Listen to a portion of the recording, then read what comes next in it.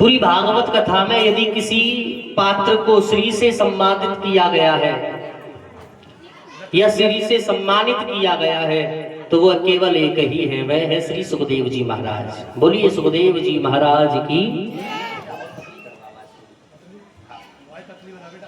श्री सुखदेव जी महाराज का जन्म किस प्रकार हुआ ये कथा आप श्रवण करेंगे। भगवान श्री सच्चिदानंद के श्री चरणों में ध्यान रखते हुए सच्चिदानंद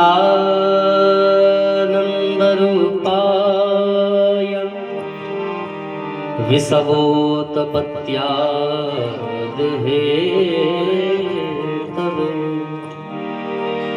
तापत्रय्य विनाशाय श्री कृष्णाय वयं नुमः।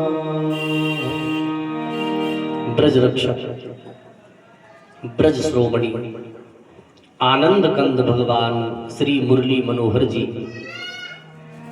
संत भक्तों के हित अवतार लेकर पृथ्वी का भार दूर करने वाले, भरी सभा में द्रौपदी की लाज को बचाने वाले, दुर्योधन दुशासन जैसे दुराचारियों का मान मर्दंग करने वाले, कुरुक्षेत्र के मैदान में अर्जुन के सारथी बनकर गीता का उपदेश देने वाले, ऐसे अजन्मा अविकारी अजर अमर अखिलेश यशोदा नंदन नंद नंदन यदुवंश के हंस उन भगवान श्री कृष्ण के चरणों में साष्टांग प्रणाम करते हैं। बोलिए बांके बिहारी लाल की। ये बात उस समय की है, श्री सुखदेव जी कोई सांसारिक तो है नहीं, श्री राधा जी की गोद में खेलने वाले, गोलोक में वास करने वाले, ऐसे श्री सुखदेव जी महाराज। जब उनका जन्म कैसे होगा? एक बार नारद जी ने विचार बनाया, आज किसके घर में लड़ाई करवाई जाए। कौन कह रहा है ये बात? नारद जी। जबकि नारद जी की जो परिभाषा भागवत जी में लिखी है वो है नारम ददाति इति नारद, जो ज्ञान को देते हो वो नारद है।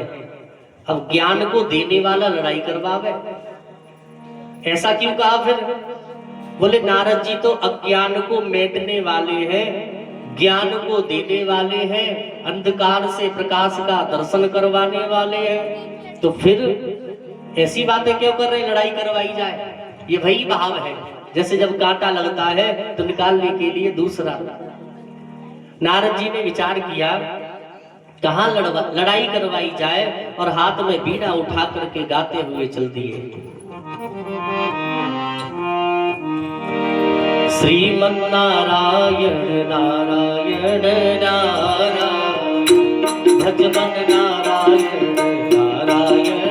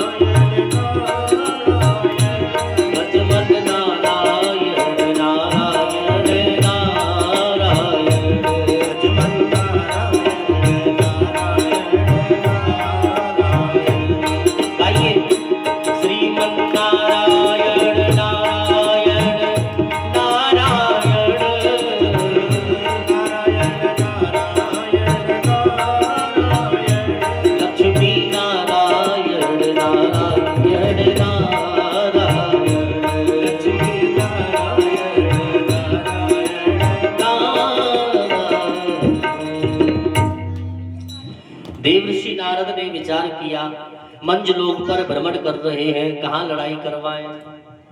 पहुंच गए कहां? गिर कैलाश पर, और वहां माता शैलजा बैठी हुई है, माता पार्वती। प्रणाम किया, नमो नमो निरंजनम जगत जननी माता पार्वती के चरणों में देवर्षि नारद का प्रणाम स्वीकार हो। खुश रहिए नारद जी। और किसी के दर्शन हो बहुत दिन बाद तो मन में एक प्रश्न आता है, कहाँ रहे? माता पार्वती ने कहा, नारद जी आज तो बड़े दिन बाद दर्शन हो रहे हैं, आप कहाँ रहे? नारद जी ने कहा, भैया मैं मंज लोक पर भ्रमण करके आ रहा हूं। अच्छा, वहां क्या देखा? मैंने देखा भाई भाई में बड़ा प्रेम, पिता पुत्र में बड़ा प्रेम। और जो लोग कहते हैं वो बिल्कुल सही कहते हैं। क्या कहते हैं? वह बड़े भाग्य की बात है मनुष्य का तन, देवता भी जिसको चाहते हैं वह तन है ही इतना बढ़िया। कितना बढ़िया है? आपस में प्रेम करने वाले लोग हैं। पति पत्नी में तो इतना प्रेम है कि कोई भी पति अपनी पत्नी से मन की बात नहीं छिपाता। अब आप लोग देखो, दो व्यक्ति 1 घंटे से एक ही जगह खड़े होकर के बात कर रहे हैं तो समझ जाओ उनमें एक व्यक्ति हाँ में हाँ मिलाने वाला जरूर है, जब भी बात बनती है। अब इन दोनों में हाँ मिलाने वाला कौन? माता पार्वती। बिल्कुल सही कह रहे हो नारद जी। और यही बात जब माता पार्वती ने दोहराई, हाँ की वजह हाँ जैसी कही, इतनी बात कही ही थी कि नारद जी को हंसी आ गई। माता पार्वती ने कहा, अब सही बात पर कोई हंसे तो लगता ही है क्या हमने कुछ गलत कहा? माता पार्वती ने कहा, नारद जी मैंने कुछ गलत कहा क्या? बोले नहीं भैया गलत तो नहीं कहा। तो हंसे क्यों? बोले ऐसी हंसी आ गई। नहीं बताओ। बोले भैया आप सारे जगत की बात करती हो, सबसे बड़ा द्वेष आपके घर में चलता है। मां पार्वती ने कहा, कैसी बात कर रहे हो? हमारे घर में और द्वेष और कैसा? मैया ये बड़ी बात है इसलिए कहने में थोड़ा हिचकिचा रहा हूं। अरे बताओ हमारे घर में द्वेष कैसा? नारद जी ने कहा, मैया भोले बाबा आपको मन की बात नहीं बताते। तो मां पार्वती का रिएक्शन देखिए, यहां से एक बात समझने वाली है, आप समझिएगा। मां पार्वती ने क्या कहा? नारद जी मेरे भोले बाबा तो इतने भोले हैं, कहीं से भी आते सारी बात मुझे ही बताते हैं। ये है कैसे दोनों? वंदो भवानी शंकरो श्रद्धा विश्वास रूपिणो। ये दोनों श्रद्धा और विश्वास के रूप है। इस कथा को जीवन में उतारना चाहिए। पति और पत्नी के इसमें रिश्ते की बात है। पति की बुराइयां हो रही है और पत्नी खड़ी खड़ी सुन रही है, तो ये बिल्कुल भी उचित नहीं है। माता पार्वती की तरह प्रतिकार करना चाहिए। माता पार्वती ने नारद जी को कहा, जबकि नारद जी कैसे ज्ञानी है, फिर भी उनकी बात पर विश्वास नहीं कर रही है। वो कह रही नहीं मेरे भोले बाबा ऐसे है ही नहीं, चाहे कैसे भी है, लेकिन वो मुझसे कोई बात नहीं छिपाते। तब नारद जी ने सोचा ऐसे तो बात बनेगी नहीं, क्योंकि विश्वास बहुत गहरा है और परिवार में विश्वास का ही होना तो बहुत जरूरी है। धन हो ना हो, विश्वास बहुत जरूरी है। आज घर में सुविधाएं सारी है, अविश्वास के कारण घर में तनाव बना हुआ है। तो गाने बनाने वालों ने ये गाने इतने बुरे बना दिए जिनका कोई अर्थ ही नहीं। एक गाना है हरियाणवी भाषा में, मैना गुटकती तेरी भांग में तो चाली अपने पीहर। मां पार्वती ऐसी होंगी क्या? जो पति कोई काम की कहे, पहली बात तो भगवान शंकर भांग ही नहीं पीते, ऐसा कहीं प्रमाणित नहीं है। अब आप लोग सोचोगे चढ़ती क्यों है फिर, जब पीते नहीं है तो क्यों चढ़ती है? चढ़ने का कारण ये है भगवान है वो कहते हैं तुम्हारे अंदर जो भी अवगुण है वो मुझे दे जाओ, तुम ठीक रहो, तुम जो कमी है तुम्हारे अंदर वो मुझे समर्पण कर दो। इसलिए हम और आप धतूरा भांग भगवान को चढ़ाते हैं। तो माता पार्वती से सीखने वाली बात यह है कि पति में विश्वास और पत्नी में श्रद्धा, ये पतियों को सीखना चाहिए। पर आजकल कथा कैसी पसंद आवे लोगों को, सही बताऊं, कथा करने वाले बता रहे हैं सरसे काली मिर्च लौंग इलायची पान सुपारी मेवा मिष्ठान सर से उतारो और पड़ोसी के दरवाजे पे फेंक दो। अब आप सही बताना हृदय से, इससे कल्याण होगा क्या? ना हो। अगर आप ही विचार करो, आपके 2 बच्चे हो या 2 भाई हो, उनको एक एक चॉकलेट दी जाए, बड़ा वाला भाई अपनी चॉकलेट खा के छोटे वाले भाई की में नंबर लगा दे खाने का। 5 रुपए की चॉकलेट है मात्र, आपको गुस्सा आ जाएगा, तुझे मिली है तू अपनी खा, इसकी क्यों खा रहा है? सही बात तो यही है। तो फिर हम क्या कर रहे हैं, हमें जितने हमारे हिस्से में सुख है वो हम मेहनत करके और पा सकते हैं। जरूरी है ये सर पे उतारो और दूसरे के घर के सामने फेंको, भगवान कभी प्रसन्न नहीं होंगे, ये पक्की बात है। और जो अपने पुण्य कर्म है ना, उन्हें भी हम कहीं ना कहीं छीड़ कर रहे हैं, धो रहे हैं, वो हमें उन पुण्य का फल भी नहीं लेने देते, हमारे गलत कृत्य। इसलिए इन चीजों से जरा सावधान रहने की जरूरत है। आज के समय में बहुत चल रही है ये चीजें।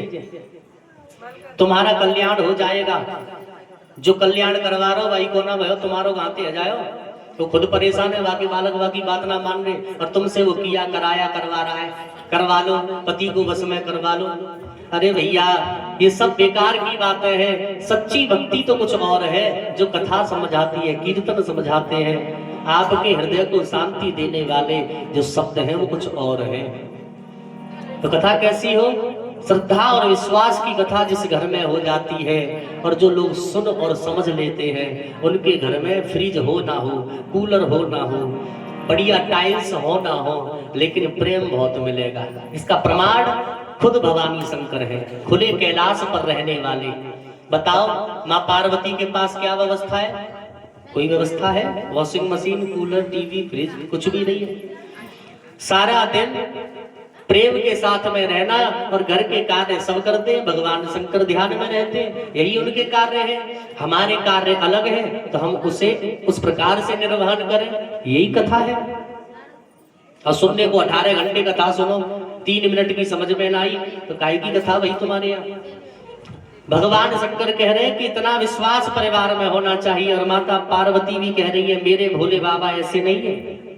तो नारद जी ने सोचा कोई बड़ी चाल चलाओ। तब क्या किया? बोले मैया सारी बात बताते हैं तो फिर ये भी बताया होगा। क्या? अब थोड़ा सा सन्नाटा छाया। क्या बताया? ये भी बताया होगा उनके गले में जो मुंडों की माला है, ये मुंड किसके हैं, क्या आपको पता है? ये बात जैसे ही माता पार्वती ने सुनी, बोली नारद जी ये बात ना मैंने भोले बाबा से पूछी और ना भोले बाबा ने मुझे बताई। अगर पति कोई बात ना बतावे तो माता पार्वती की तरह रुष्ट भी नहीं होना। फिर समझना है आगे तक की कथा को। माँ पार्वती आवेशित हो गई, आज आने दो भोले बाबा को, उनसे ही पूछूंगी ये मुंड किसके हैं, बताया क्यों नहीं। नारद जी ने सोचा लग गई बारूद में आग, सोई नारायण नारायण करते हुए चले गए। तभी थोड़ी देर के बाद में भगवान भूतनाथ भोले बाबा का पदार्पण हुआ। बोलिए शंकर भगवान की जय। भगवान शंकर आए और माता पार्वती जो स्वागत में रहती थी आज आवेशित है, क्रोधित है। ये पत्नियों का राइट है, वो क्रोधित हो सकती है घर में। कई बार लोग प्रताड़ित करते हैं, गुस्सा क्यों दिखाया, किससे दिखाने जाए?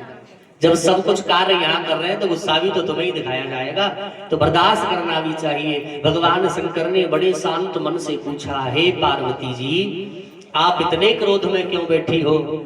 माता पार्वती ने कोई जवाब नहीं दिया, गुस्से में बैठी है ना। भोले बाबा मुझे नहीं पता था कि आप इतने कपटी हो, इतने झूठे हो। अब किसी को प्रताड़ित किया जा रहा है, उसे पता ही नहीं क्यों सुनाया जा रहा है, क्यों हमें बोला जा रहा है। तो भगवान शंकर ने कहा बताओ तो सही आखिर बात क्या है? भोले बाबा मुझे नहीं पता।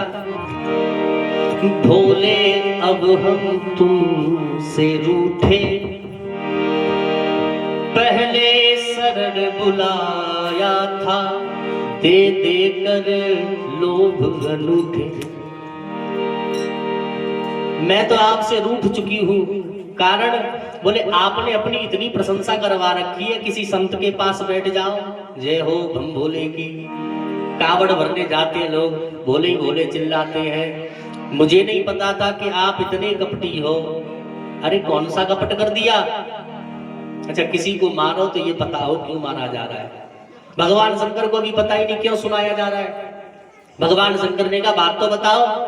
भोले बाबा आपने सारी बात मुझे बताई, पर ये क्यों नहीं बताया आपके गले में जो मुंडों की माला है ये मुंड किसके हैं?